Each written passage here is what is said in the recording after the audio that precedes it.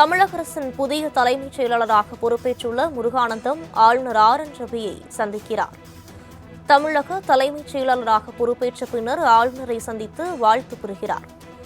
இது தொடர்பான கூடுதல் விவரங்களை வழங்குவதற்காக செய்தியாளர் நந்தினி இணைப்பில் இருக்கிறார். வணக்கம் நந்தினி, விவரங்களை பதிவு பண்ணலாம். வணக்கம்.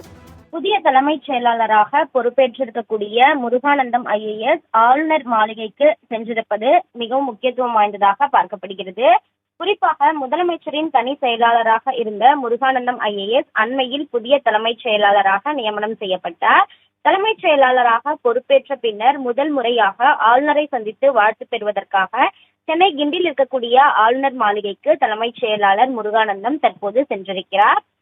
இந்த நிலையில் இந்த சந்திப்பு என்பது மரியாதை நிமித்தமான சந்திப்பாக பார்க்கப்பட்டாலும் கூட இன்று மாலை அமைச்சரவை மாற்றம் வெளியாகும் என தகவல் வெளியான நிலையில் தலைமைச் செயலாளர் முருகானந்தம் ஆளுநர் மாளிகைக்கு சென்றிருப்பது முக்கியத்துவம் வாய்ந்ததாகவே பார்க்கப்படுகிறது.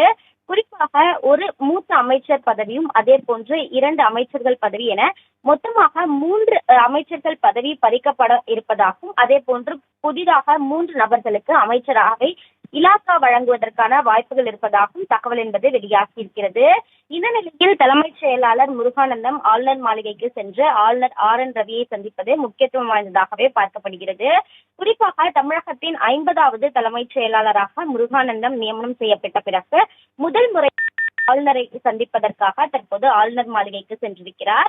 மரியாதை நிமித்தமாக வாழ்த்து பெறுவதற்காக சென்றிருந்தாலும் கூட இன்று மாலை அமைச்சரவை மாற்றம் வரக்கூடிய நிலையில் இந்த சந்திப்பு என்பது முக்கியத்துவம் வாய்ந்ததாகவே பார்க்கப்படுகிறது.